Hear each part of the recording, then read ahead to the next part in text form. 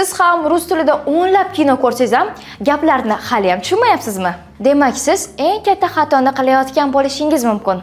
Bugun men sizga filmlarni to'g'ri ko'rish usullarini ko'rsataman. Shunda siz rus tilini tezroq tushuna boshlaysiz.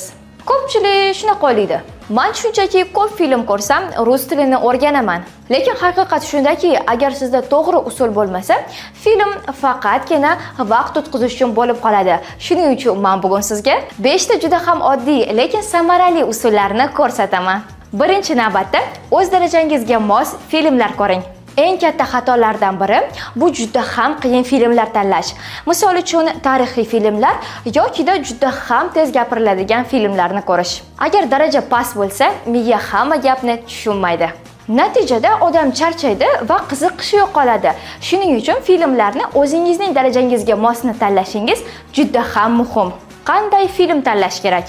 Boshlang'ich darajada multfilm yoki bolalar uchun olingan maxsus filmlarni ko'rsangiz bo'ladi. O'rta daraja komediya va oilaviy filmlar. Agar rus tili darajangizni bilmasangiz, mana shu video opisaniyasida siz uchun maxsus havola qoldirdik. U orqali o'tib rus tilidagi bilim darajangizni tekshirishingiz mumkin. Ikkinchisi, subtitrdan to'g'ri foydalaning. Ko'pchilik filmlarni o'zbek tilidagi subtitr bilan birga ko'rishadi.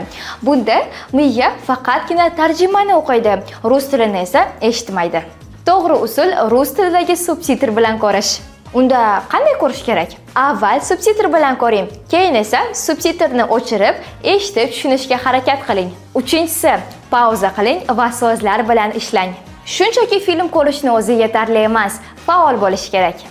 Nima qilish kerak? Agar yangi so'z eshitsangiz, videoni pauzaga qo'ying, so'zni yozib, tarjimasini toping va ovoz chiqarib qaytaring. Shunda so'zni tezroq eslab qolasiz. To'rtinchisi, aktyor orqasidan qaytaring. Bu usul juda ham samarali. Filmdagi qisqa gapni eshitib oling, pauzaga qo'yib, uni bir necha marotaba ovoz chiqarib qaytaring. Bir necha kundan keyin talaffuz yaxshilanadi, gapirish esa osonlashadi. Beshinchisi, bir filmni bir necha marotaba ko'ring. Ko'pchilik bitta filmni faqatgina bir marta ko'radi. Lekin eng kuchli narsa bu bir filmni qayta ko'rish.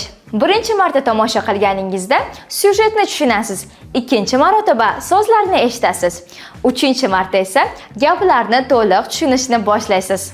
Agar siz rus tilini haqiqatdan ham tushunishni xohlasangiz, filmlarni to'g'ri ko'rishni bugundan boshlang. Mana shu 5 ta usulni amalda qo'llang va bir necha haftadan so'ng natijani o'zingiz ko'rasiz.